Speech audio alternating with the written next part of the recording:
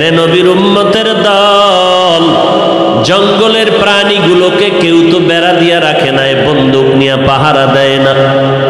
একটা যদি ওই জঙ্গলের প্রাণী, হিংস্র প্রাণী যদি আক্রমণ শুরু করে, মেজাজ গরম করে, দুনিয়ার কোনো বাহিনী তাদেরকে আর রোধ করতে পারবে না। আল্লাহ পাক বলেন, খবরদার আমার বান্দার সাথে বেয়াদবি করবি না। আল্লাহর ভয়ের কারণে ওই প্রাণীগুলো চুপ হয়ে থাকে। একটা দুধের গাভী যদি মেজাজটা গরম করে, কোনো মানুষের ক্ষমতা নাই, দুধ দহন করে ঘরে নিয়ে যাবে। আল্লাহ বলেন, এই গরু আমার বান্দার সাথে বেয়াদবি করবি না, আমার বান্দার সাথে শক্তির বাহাদুরি করবি না, কারণ আমার বান্দা বড় দুর্বল, তবে সম্মান অনেক বেশি। আমার বান্দার শক্তির দিক থেকে বড় দুর্বল, আর এই বান্দাটার দুর্বলতাটাকে আমি আল্লাহ মায়ার কারণ বানায় নিয়েছি, কারণ ওর কেউ নাই। আমি আল্লাহ ওদের বড় আদর করে বানিয়েছি, ওরা আমার গোলাম, আমার বান্দা, আমি ওদের আল্লাহ।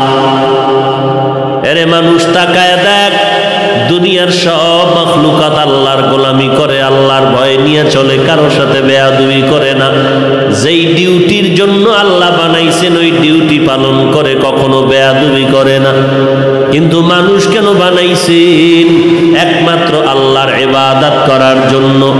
আজ এত দামি মানুষটা আজ দুনিয়ার মধ্যে কেন খানার জন্য আন্দোলন করবে, ঘুমানোর জন্য কেন ঝগড়া করবে, বাড়ি ঘরের জন্য কেন তারা হরতাল অবরোধ করবে, মামলা হামলায় লিপ্ত হবে?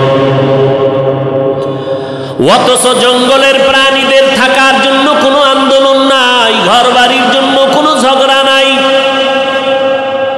সমুদ্রের ভেতরে কত কোটি ধরনের মাছ, কোনদিন তারা খানার পেটের ক্ষুধা নিয়ে কারোর সাথে ঝগড়ায় লিপ্ত হলো না। অথচ সারা দুনিয়ার ভিতরে মানুষ বড় দামি, আশরাফুল মাখলুকাত। এই মানুষ সবার শ্রেষ্ঠ, সেরা জীব। এদের খানা বড় আরামে আসবে, সম্মানের সাথে আসবে, কিন্তু মানুষ খানা নিয়ে কেন কষ্ট পায়, ঘর বাড়ি নিয়ে কেন ঝগড়া আর মামলায় লিপ্ত হয়? এর একমাত্র কারণ আল্লাহ যে ডিউটির জন্য বানাইছে সে ডিউটি মানুষ করে না, গাদ্দারি আর বেয়াদবি করে। আর এই গাদ্দারি বেয়াদবি কেন?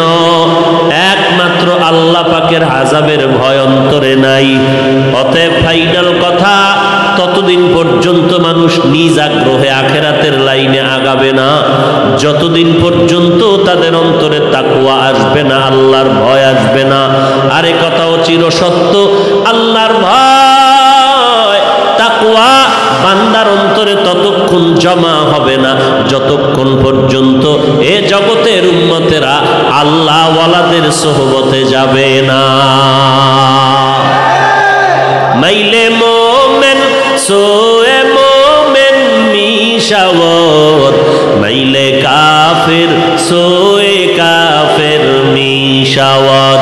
সোহবতে সালে তোরা সালে গুনাত, সোহবতে তালে তোরা তালে গুনাত। এক জমানা সোহবতে বা আউলিয়া বেহতার আজ সদ সালাত বেরিয়া। আল্লাহওয়ালাদের মাধ্যমে তাকওয়া অর্জন করো, কারণ আল্লাহওয়ালা রাতারাতি হওয়া যায় না, আর জনসংখ্যা দিয়া হওয়া যায় না, টাকার গরমে হওয়া যায় না। এরে নবীর উম্মতের দল, আল্লাহওয়ালা হওয়ার জন্য দীর্ঘদিন সাধনা করতে হয়, আল্লাহর মহব্বত অর্জনের জন্য।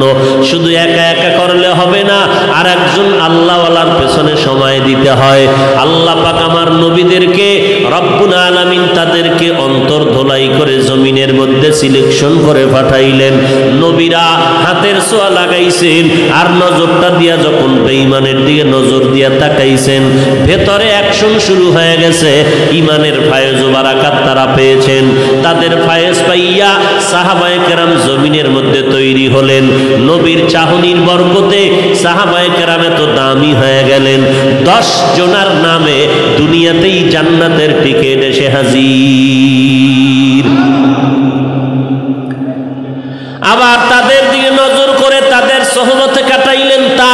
তাবিনগণ কোরআন হাদিস পড়লেন, জানলেন, শিখলেন, এরপরও তাবিনদের সোহবতে থেকে তাদের জীবনটারে বড় করলেন। নিজেকে যদি বড় বানাতে চাও, বড়দের কদমে নিজেকে বিলীন করে দাও। বড় রাজমিস্ত্রি হতে চাইলে বড় রাজমিস্ত্রির কাছে যাও। এলাকার নামি দামি যদি ইঞ্জিনিয়ার হতে চাও, দেশের একজন নামি দামি ইঞ্জিনিয়ারের কাছে গিয়ে তুমি সময় লাগাও। ভালো কোনো ডাক্তার যদি হতে চাও, দেশের দামি ডাক্তারের কাছে গিয়ে সময় লাগাও। দুনিয়ার লাইনে সব বুঝলি রে মুসলমান, আখেরাতের লাইনে আল্লাহওয়ালা ধরা লাগে এইটারে বুঝলা না। যতদিন আল্লাহওয়ালা চিনবা না, যাইবা না, অন্তরে তাকওয়া আসবে না।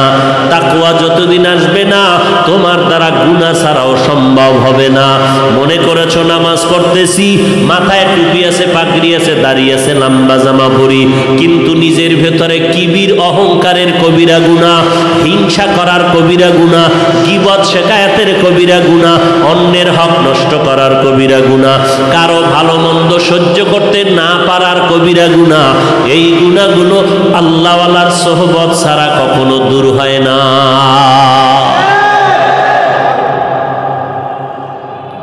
আতরের দোকানের সামনে গেলে বান্দা তুমি আতরের ঘ্রাণটা পাইবা ভাও। আল্লাহওয়ালাদের কাছে যদি যাও, তাদের নেক নজরে তুমিও আল্লাহর মহব্বতের ঘ্রাণ পেতে থাকবা। এরে নবীর আশিকের দল, বয়ান তো সবাই করে, কোরআন তেলাওয়াত তো সবাই করে। কারো তেলাওয়াতে মনটা কেমন লাগে, আবার কারো তেলাওয়াতে চোখের পানি ধরে রাখা যায় না।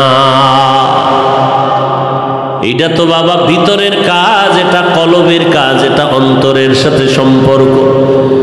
বান্দা তুমি যদি বিনয়ী হইয়া চলো, এটা চামড়ার সাথে সম্পর্ক না, এটা রুহের সাথে, কলবের সাথে সম্পর্ক। আর ওই কলবের চিকিৎসা করার জন্য কলবের ডাক্তার হলো মদিনার নবী বলেন, ওয়ারাসাতুল আম্বিয়া আহলে হক উলামায়ে কেরাম। ইয়া আইয়ুহাল্লাযীনা আমানুত্তাকুল্লাহ, আল্লাহকে ভয় করো। আল্লাহকে ভয় করার মতো বলে না, না, আল্লাহ যত বড় ওইভাবে তাকে হক আদায় করে ভয় করার তৌফিক আর সম্ভাবনা আমাদের মধ্যে নাই। আল্লাহ কয় আমি শিথিল করে দিলাম, ইত্তাকিল্লাহা মাস্তাতাতুম, তোমাদের সাধ্য মতো আমি আল্লাহকে ভয় করো, তোমার সাধ্য মতো আল্লাহকে ভয় করো। আজকে যদি মানুষ আল্লাহর ভয় নিয়ে চলতো, তাহলে কোনোদিন গোপনও একটা গুনাহের কাজ করত না।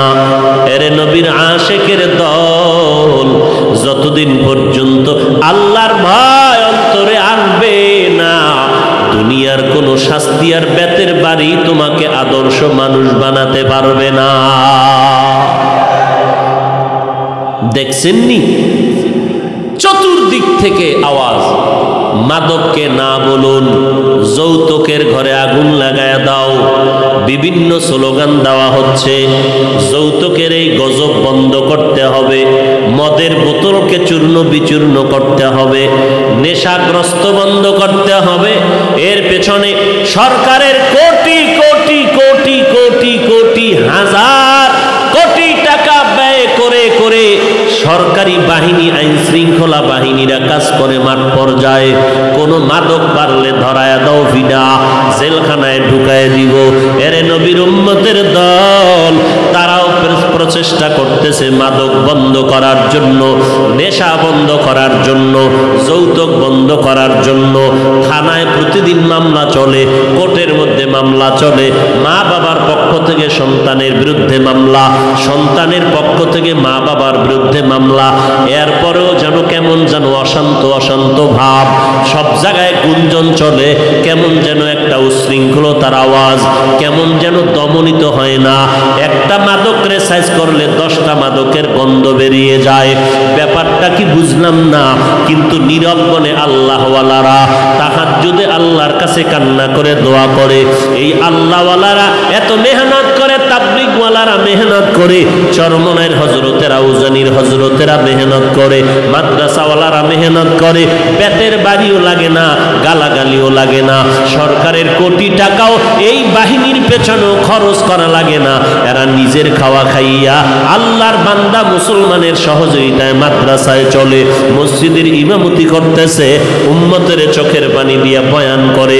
তাকায় দেখলাম যেই বেতের বাড়ি দিয়া র্যাব, আর্মি, পুলিশ, বিডিআরও একটা মদদিরে লাইনে আনতে পারে না, এই রকম কোটি কোটি ডাকাত, চোর, সন্ত্রাসী আর মদদিরা আজকে আল্লাহওয়ালার হাতে হাত লাগায়া পাক্কা নামাজি হয়ে গেল। তাহলে এই ওয়াজের দ্বারা করোনা বাড়বে? এই ওয়াজের মাধ্যমে মানুষ উগ্রবাদী হবে? এই ওয়াজের দ্বারা মানুষ উশৃঙ্খল হবে? না, এই ওয়াজের দ্বারা সোনার বাংলাদেশ সোনায় পরিণত হবে।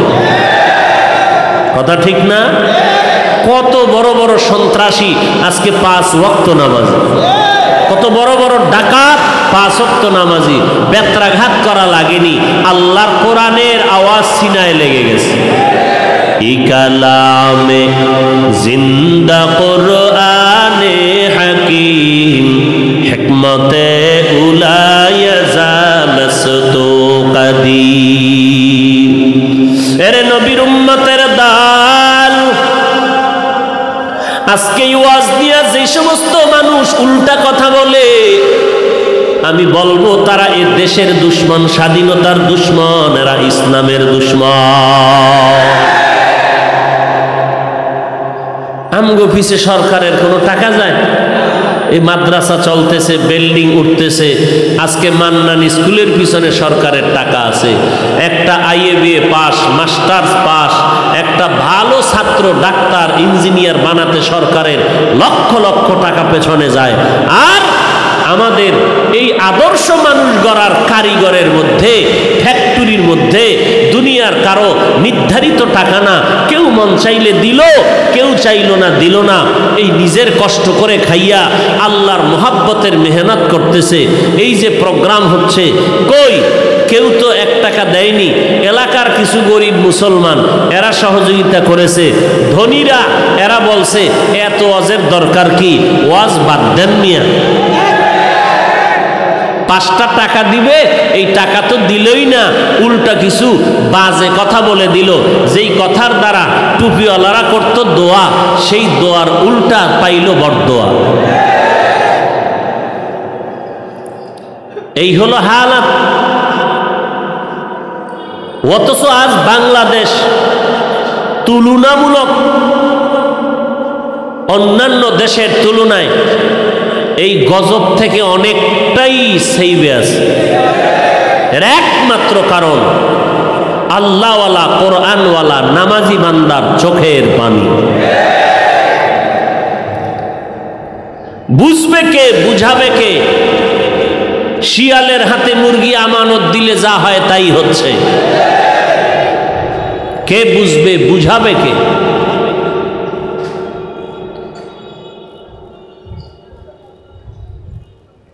সরকার বাহাদুরকে ধন্যবাদ না দিয়া যাই কই। আজকে কওমি মাদ্রাসার সনদের স্বীকৃতি আর হাটহাজারীর হজরতকে সর্বোচ্চ সম্মান। আজকে বহু নাস্তিকের মুখে চপেটাঘাত করেছে সরকার। ওই নাস্তিকরা দাদার জুলুম, অত্যাচার, চুরি ডাকাতি, টাকা খাইয়া চোখের পানি কান্নাওয়ালা আল্লাহওয়ালাদের বিরুদ্ধাচরণ করে আসতেছিল। অনর্থক, কোন দলিলহীন তারা আজকে মোটামুটি মাস্ক লাগায় বসে আছে, কোনো কথা বলার সুযোগ নেই।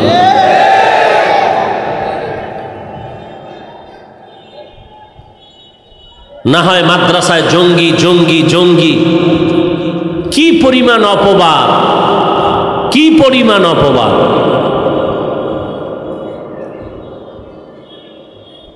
আল্লাহ সবাইকে হেদায়াত দান করুন। এই যে ওয়াজ মাহফিল চলতেছে, প্রশাসন সহযোগিতা করতেছেন, সরকার বাহাদুর, ঊর্ধ্বতন কর্মকর্তা, জনপ্রতিনিধি যারা দায়িত্ব পালন করেন সহযোগিতা করতেছেন, ওয়াজ মাহফিল হচ্ছে। প্রশাসন যদি বলতেন হতে পারবে না, বাহাদুরি চলতো? তো এই গুণের জন্য কি তার জন্য দোয়া করবেন না?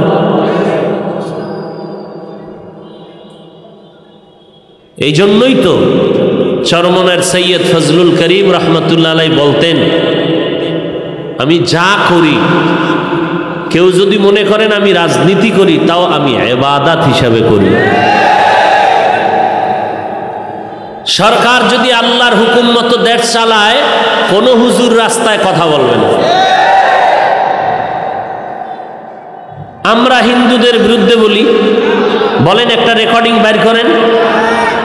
বৌদ্ধদের বিরুদ্ধে অশালীন কিছু বলি, আমাদের ওলামায়ে হাজরাত হিন্দু, বৌদ্ধ, খ্রিস্টানদের বিরুদ্ধে কোনো অশালীন কোনো বক্তব্য দিয়েছেন?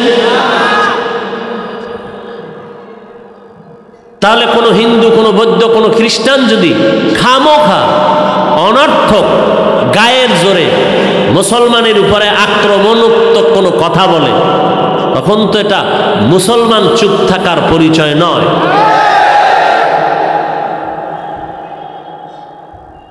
এখন অন্যায়ের প্রতিবাদ করা কি হিংসা? হ্যাঁ, অন্যায়ের প্রতিবাদ করা এটা ঈমানের দাবি, এটা হিংসা নয়। আল্লাহ সব ভাইকে বুঝার তৌফিক দান করেন। ভালো করে বুঝার চেষ্টা করেন। একজনে গরুর গোশত খায় না, সেটা ভিন্ন, কোনো সমস্যা আছে? সে যদি বলে গরুর গোশত হারাম, তখন তো ফিডা ছাড়া পথ নাই। অনেকে মিষ্টি খায় না, সেটা তার ভিন্ন সমস্যা। যদি বলে মিষ্টি খাওয়া হারাম, মেনে নিবেন আপনারা? এটা সে ভালো কথা বললো না ফিডার কথা? এমনি কেমন? আপনি তাবলিগ করেন না, ভালো কথা। যদি বলেন তাবলিগ শিরিক, তখন ফিডা ছাড়া পথ নাই। আপনি জিকির করেন না, সেটা ভিন্ন কথা। যদি বলেন যে জিকির টিকির এটি জায়েজ নাই, তখন ফিডা ছাড়া পথ নাই। কোনো মাস্তানিতে কাজ হবে না। আপনি পীর সাহেবের কাছে যাবেন না, সেটা আপনার বাবার ওসিয়ত। কিন্তু পীর মুরিদি শিরিক বললে ফিডা ছাড়া পথ নাই। ফিডা হয়তো দুনিয়াত, না হয় মরার পর। ফিডা মাপ নাই তওবা ছাড়া। দেখেন না, ডাক্তার জাকির নায়ক সাহেব এত বছর মাযহাবের বিরুদ্ধে বক্তব্য দিয়েছিলেন, আর যারা মাযহাবের বিপক্ষের লোকেরা তাদেরকে অনেক স্লোগান দিয়া মাথার তাজ মনে করে রেখেছিলেন। ডাক্তার সাহেব আমাদের মাথার মুকুট। ইদানিংকালে যখন মাযহাবের পক্ষে 40 মিনিটের লেকচার দিয়েছেন ইংলিশে, এখন তারাই আবার বলে ডাক্তার সাহেবের মাথা খারাপ। আমরা আগেও ডাক্তার সাহেবের বিরুদ্ধে বলি না, সে জাহান্নামী, এখনো বলি না, বরং সব সময় হেদায়েতের দোয়া করেছি তাদের জন্য, আমাদের জন্য। এখন জাকির নায়েক সাহেব 40 মিনিটের বক্তব্য দিয়ে বলেছেন মাযহাব মানা লাগবে, উম্মতের জন্য এটা জরুরি। মাযহাব মানাটা উম্মতকে দ্বীনের কাজ করা সহজ করে দেয়। 40 মিনিটের ইংলিশ বক্তব্য শুনে এখন আহলে হাদিস নামের ডাক্তার জাকির সাহেবের অন্ধ ভক্ত যারা ছিল, এরা এখন বলে ডাক্তার সাহেবের মাথা খারাপ।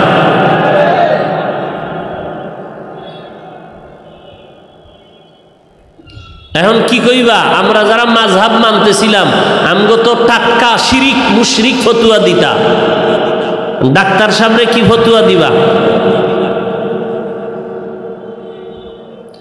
এই জন্য গ্রামের প্রবাদ আছে, আদার ব্যাপারী জাহাজের খবর নিও না, কপাল পুড়ে যাবে। আল্লাহ সব ভাইকে হেদায়াত দান করুন। এই সব ভেজালের মূল কারণ কি? তাকওয়া নাই, আল্লাহর ভয় নাই। ইয়া আইয়ুহাল্লাযীনা আমানুত্তাকুল্লাহ, এই মুমিন, আল্লাহকে ভয় করো। ভয় করার মতো আল্লাহকে ভয় করার মানে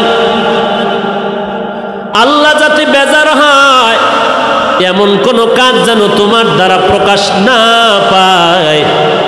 ইচ্ছা করে তো আল্লাহর বিরুদ্ধে কোনো কাজ করবা না, অনিচ্ছায় যদি কিছু হয়ে যায় তাওবা করতেও দেরি করবা না।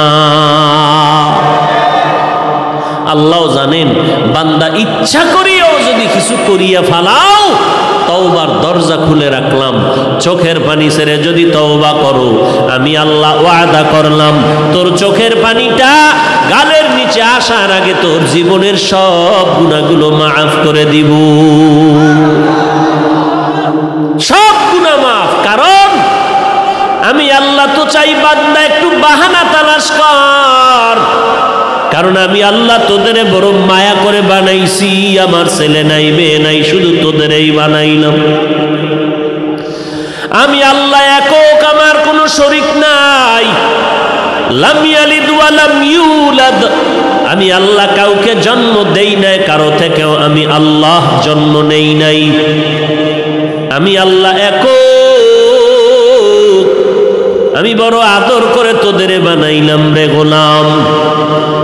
আমার মেয়ে ছেলে নাই যে আমার ভাগে টান পড়ে যাবে, আমার স্ত্রী নাই যে তারে দিয়া তারপরে তোরে দিব। আমি আল্লাহ ওয়াহদাহু লা শারীকা লা, আমি আল্লাহ একক, আমার কোনো অংশীদার নাই। আমার ক্ষমতার মধ্যে কারো ভাগাভাগি নাই, আমার গুণের মধ্যে কারো ভাগাভাগি নাই। এরে বান্দা, দুনিয়াতে যা কিছু বানাইলাম এর মধ্যে মানুষ আমার বড় আদরের। আমি চাই না তোর মতো বান্দাটা জাহান্নামের আগুনে জ্বলে যাবি। এরে মুমিনেরা, আমি আল্লাহ তোমাকে ভয় করতে কেন বললাম? আমি চাই না আমার মুমিন বান্দা ঈমান আনার কারণে তো জান্নাত পাবে, বেঈমানেরা কখনো জান্নাত পাবে না। কিন্তু মুমিন কিছু গুনাহ নিয়ে যদি কবরে যাও, ওই গুনার শাস্তির জন্য তোমাকে জাহান্নামের আযাবে গ্রেফতার হতে হবে। আমি আল্লাহ তাও চাই না। জানিয়ে যদি কোনো গুনাহ করো, না জেনেও যদি কোনো অন্যায় করো রে বান্দা, তওবা নামের দরজায় ফিরিয়া আয়। এক ফোঁটা চোখের পানি যদি ছেড়ে দাও, মায়ার নবী জানায় দেন আমি আল্লাহ তার উপরে জাহান্নামের আগুন হারাম করে দিব।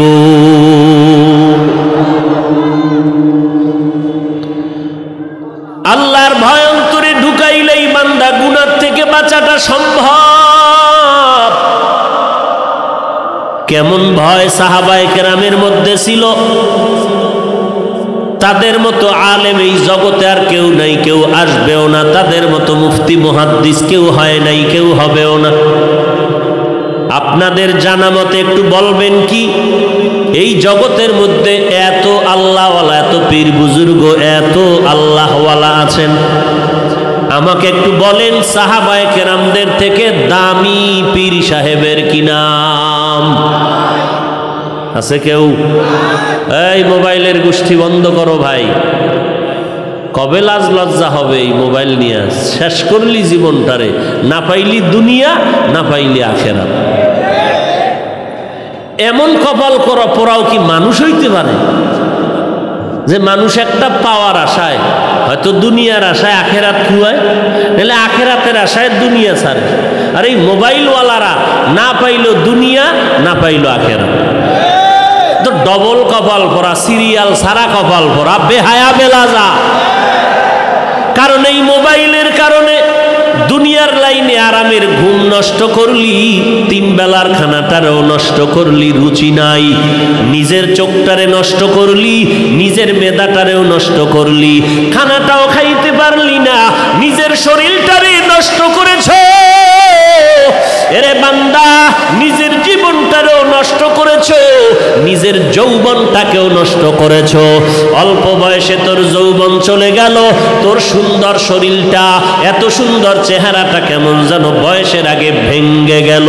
না পাইলি দুনিয়া, না পাবি বান্দা আখেরাত।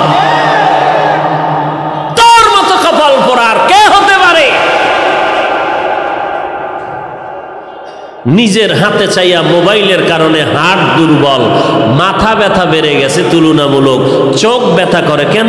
ওই মোবাইল নিয়ে আয়নায় তাকায় থাকে, স্ক্রিনের মধ্যে নজর থাকে, ওর একটা একটা রিয়াকশন শুরু হয়, ব্রেনের ভেতরে এফেক্ট শুরু হয়, মাথা নষ্ট, মাথা ব্যথা, শরীর ব্যথা। এই হাতটা ধরে এভাবে তাকায় থাকে, হাতের কবজা ব্যথা, হাতের কনি ব্যথা, দাঁড়া ব্যথা, মাজা ব্যথা, খানা টাইম মতো খায় না, গরম বা ঠান্ডা হয়, তরকারির অ্যাকশন কমে যায়, এরপরও যা খায় ঘুম নাই, খাইয়া ডাক্তার মতে ঘুমাও, সে আসল রাতের ঘুমটাকে নষ্ট করে মোবাইল দিয়া, এরপরে ভেতরের যৌবন শেষ, চেহারা নষ্ট হয়ে গেল। এখন বিয়াও কপালে আছে কিনা আল্লাহ ভালো জানেন, কারণ একটা জাতের মাইয়া এই কপাল পরার কপালে আসবে না।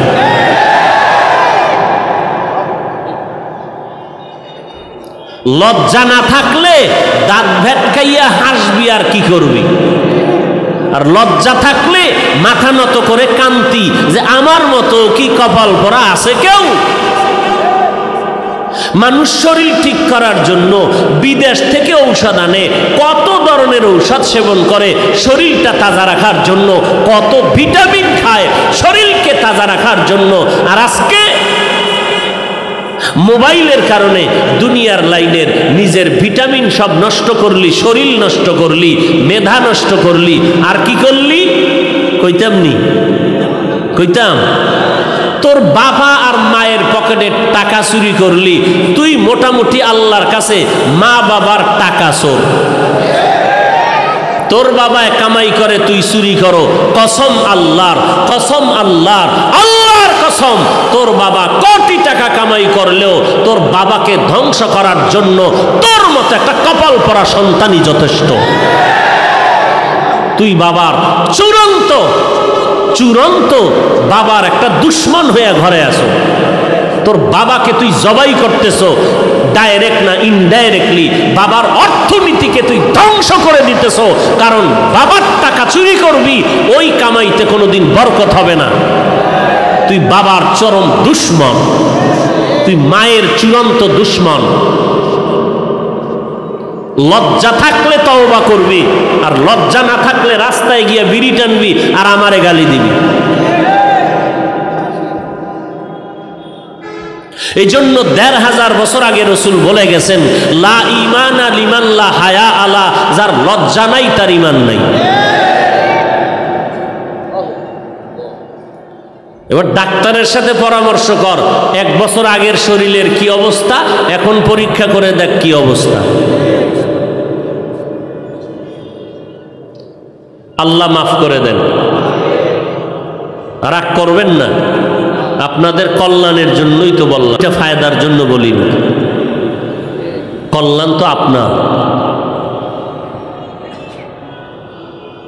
গজব আসছে কেন, এই করোনা কেন, আমাকে হুজুরদের কারণে না।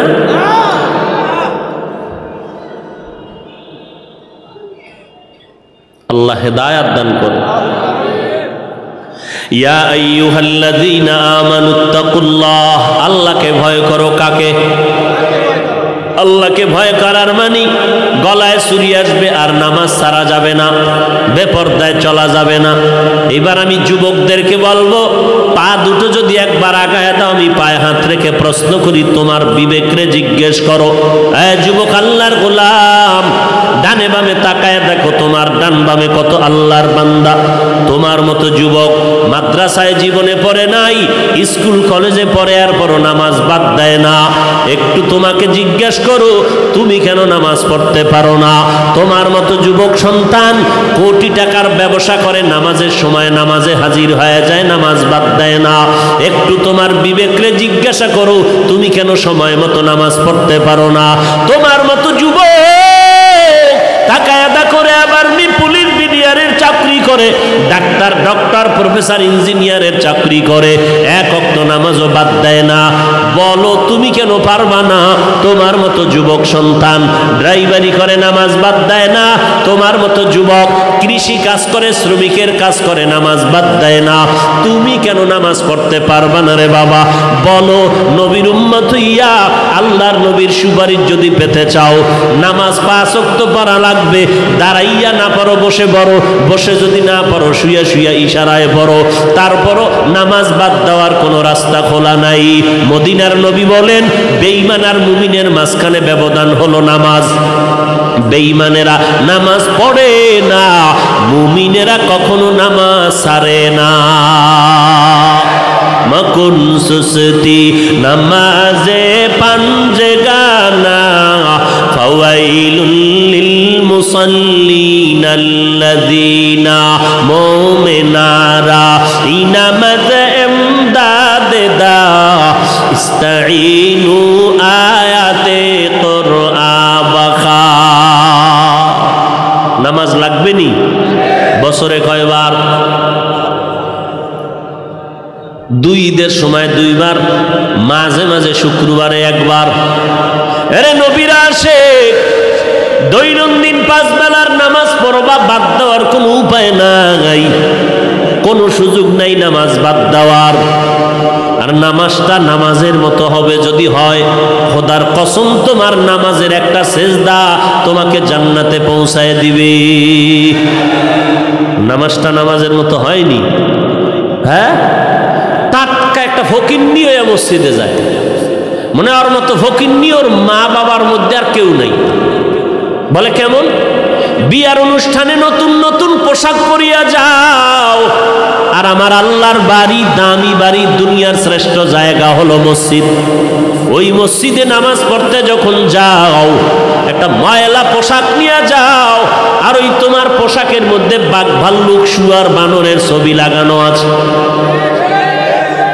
ঢুকতেও দোয়া পড়লি না, বের হইতেও দোয়া পড়লি না, অজুটাও সুন্দর করে বানাইলি না, প্রস্রাব পায়খানাও ঠিক মতো পবিত্রতা অর্জন করলা না, মসজিদের মধ্যে গিয়াও মোবাইল নিয়ে ব্যস্ত হয়ে গেলা, বসিয়া চুপ থাকিয়া দরুদ ও সালাম পড়লা না, নামাজটার মধ্যে ঠিক মতো রুকু দিলা না, সেজদা দিলা না, তসবি পড়লা না। কেমনে তাড়াতাড়ি বের হইবে এই জন্য পাগল। ইমাম সাহেবকে রাত লম্বা লইছে, মাথাটা গরম হয়ে গেছে। ইমাম সাহেব লম্বা বয়ান কেন করলো? মাথা গরম হয়ে গেল। ইমাম সাহেব মোনাজাতটা কেন লম্বা নিল? মেজাজ গরম হলো। তোর মতো নামাজিরে আল্লাহ কোরআনে বলেন ফাওয়াইলুল লিল মুসাল্লিন, তোমার মতো নামাজির জন্য ওয়াইল নামক জাহান্নাম। এরপরে যারা 5 ওয়াক্ত নামাজ পড়ে আবার বাইরে গিয়া সুদ খায়, আসেনি? ও মক্কায় গিয়া নামাজ পড়লে কবুল হবে না, বাইতুল্লাহর গিলাফ ধরে লাব্বাইক বললে কবুল হবে না, সুদের খাতায় নাম রাখিয়া 50 তলা বিল্ডিং মসজিদ বানায় দিলে সওয়াব পাবে না, সুদের খাতায় নাম রাখিয়া কোটি টাকার মাদ্রাসায় কিতাব দিলে সওয়াব পাবে না। ওরে সুদের খাতায় নাম রাখিয়া কোটি কোটি টাকাও যদি যাকাত দেয় 1 বিন্দু সওয়াব পাবে না, কোটি টাকার কোরআন খতম করাইলেও সওয়াব পাবে না, গরিবের খানা খাওয়াইলেও সওয়াব পাবে না। তওবা না করে যদি কবরে যাও, আল্লাহ বলেন কোরআনের মধ্যে চিরস্থায়ী জাহান্নামী। এই ওয়াজের দ্বারাই কি হেদায়েত হবে? কোনোদিনও না। আল্লাহর নবীর ওয়াজে যদি আবু জাহাল হেদায়েত না পায়, আমি কে? যেই নবীর বয়ানে কোনো কালিমা নাই, কোনো ভেজাল নাই, যে নবীর চেহারার দিকে তাকাইলে বেঈমানেরা মোহাব্বতে কালেমা পড়ে। কিন্তু কপাল খারাপ, আবু জাহাল কালেমা পড়লো না, বরং বিরোধিতা করলো। এরে যুবক, এই জমিনের মধ্যে যৌবনের বাহাদুরি তো নমরুদ, হামান, সাদ্দাত, কারুন কম করে নাই।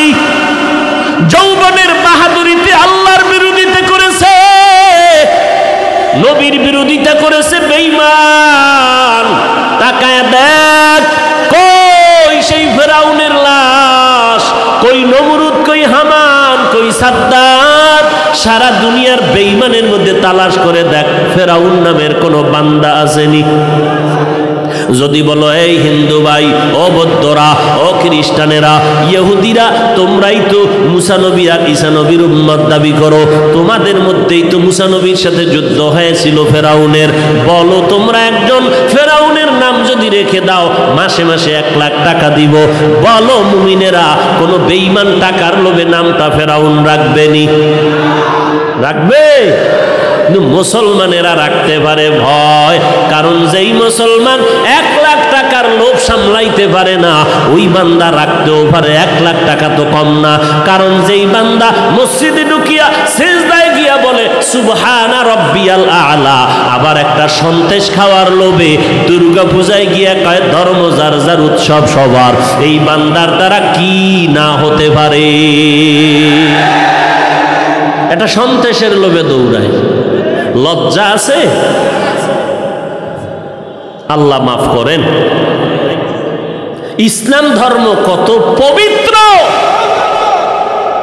আমার রসুলের আদর্শ কত পবিত্র। ১৫০০ বছর পরেও বেঈমানেরা রসুলের শুধু আদর্শ দেখে দেখে মুসলমান হচ্ছে, আর মুসলমানেরা কোরআনওয়ালা মাদ্রাসাওয়ালা রসুলের আদর্শওয়ালাকে তামাশা করে গালি দেয়। কয় ওয়াজের প্যান্ডেলে কাঁদো কেন, ওয়াজের প্যান্ডেলে কান্না করে কেন মানুষ, এত টুপি লাগেনি, এত দাড়ি লাগেনি, এত নামাজ লাগেনি। একটা বেঈমানের বাচ্চা কইল তো মন শান্ত হইত, মুসলমান কোন লজ্জায় কইল? এত বড় বেহায়াও কি হইতে পারে? ইমাম সাহেব কয় কি ও ভাই চলে না, আজান হইছে মসজিদে, কয় আমার শরীর ভালো না। তুই মহিলা? ও বেহায়া বেলাজা, তোর শরীর খারাপ কেন রে? তুই মহিলা? ওই বেহায়া। ইমাম সাহেব যখন আরো কষায়া ধরছে, যাইতে হইবে শরীর খারাপ লয়ে ঢুকামো, তখন আমার পোশাক ভালো না। কে তুই শিশু? ও বেহায়া, ও বেলাজা, লজ্জা কবে হবে? তাও এলাকার বড় দামি ইমাম সাহেবের কয় আমার পোশাক ভালো না। আস্তা একটা মর্দা মানুষ, আমার পোশাক ভালো না। কি পরিমাণ ইতর হইলে, বেহায়া হইলেই কথা বলতে পারে একজন মুরব্বী, আলেমের মুরব্বী, সকল এলাকার মুরব্বী একজন ইমাম সাহেবকে বলে এই কথা? কি পরিমাণ বেহায়া হইলে বলতে পারে? দেখুন মুসলমানের কথা। নিজে অপরাধ করে আফসুস তো নাই, ওই যারা পাও দইরা বুঝায় তাদের বিরোধিতা করে। একবারও আফসুস আসে না, আরে আমি ঘুমাইতেছি, ঘুমের মধ্যে যদি আজরাইল আসে, কি ঘুমের মধ্যে মানুষ মরে না? তা তোমার মধ্যে কি একটু ভয় আসে না? যখন বাতি নিভাই ঘুমাও, মনটা কি ভয় লাগে না যে এই ঘুমের মধ্যে যদি মরি, কালকে সকালে যদি মা আইসা ডাকে, ডাকার পরে যদি দেখে আমার শরীরটা শক্ত হয়ে গেছে, বরফের মতো ঠান্ডা, আমি মরে গেছি, তো কালকে কবরে আমার কি হালাত হবে? একবারও যদি ঘুমের মধ্যে যুবক চিন্তা করতি, তো মোবাইল দিয়া আর গান শুনে কানটাকে আরাম দিতি না। অথচ তোর মতো যুবক কত আছে এক ওয়াক্ত নামাজ বাদ দেয় না। ঢাকা বিশ্ববিদ্যালয় পরে পাগড়ি, লম্বা দাড়ি, লম্বা পোশাক। তুমিও মানুষ, সেও মানুষ। এই জন্য আল্লাহর ভয়, আর এই ভয় আনতে হলে যেতে হবে আল্লাহওয়ালার কাছে। যারা কয় আল্লাহওয়ালা লাগে না, পীর লাগে না, ব্যক্তি লাগে না, এই কপাল পরা তাকওয়া পাইবে কই?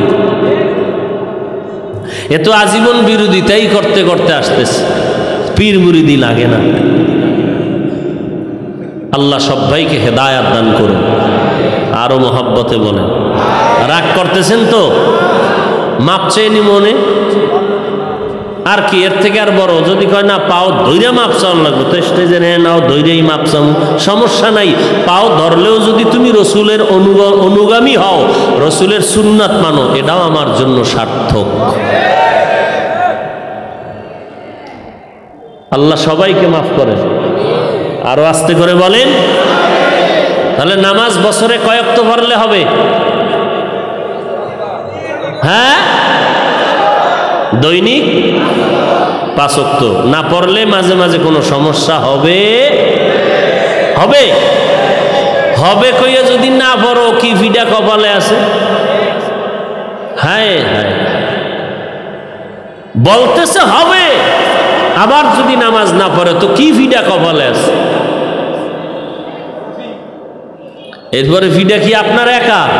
আপনার মাইয়া রইছে, ভোলা রইছে? হ্যাঁ, কি মানুষ পাগল হয়ে গেছে। ওয়াজের ভিতরে কান দেখা এই খবর লয়ে তুমি দৌড়াও, তোমার কি আর কাম নাই খাইলে আকামের দোয়ানদারি লয়ে বইরিস? তুমি আর একজনে ওয়াজে কান্দে সেই খবর নেওয়ার টাইম পাও কখন? তোমার নিজের খবর লাও না কেন? তোমার দাড়ি কই, টুপি কই, নামাজ কই, পর্দা কই? আর যেই লোকটা কান্না করে ওয়াজের প্যান্ডেলে চিৎকার করে, ওর তো দাড়ি টুপি নামাজ রোজা সব আছে, সুদ খায় না, ঘুষ খায় না, কাউরে গালি দেয় না, শরীয়ত অনুযায়ী চলতেছে। আর তুমি সমালোচনাকারী, তোমার তো নামাজ নাই, দাড়ি নাই, টুপি নাই, পর্দা নাই, হালাল হারামের ভেদাভেদ নাই। তোমার মতো বেআমলওয়ালা খোদার দুশ্মন সমালোচনা করলে কি হবে, না করলে কি হবে?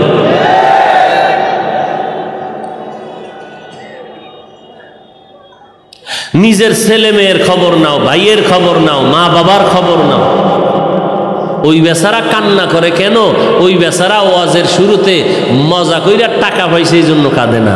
ওই বান্দা যখন আখেরাতের খেয়ালে ঢুকছে, জাহান্নামের কথা যখন স্মরণ হইছে, তখন আযাবের ভয়ে চোখের পানি বের হইতেছে।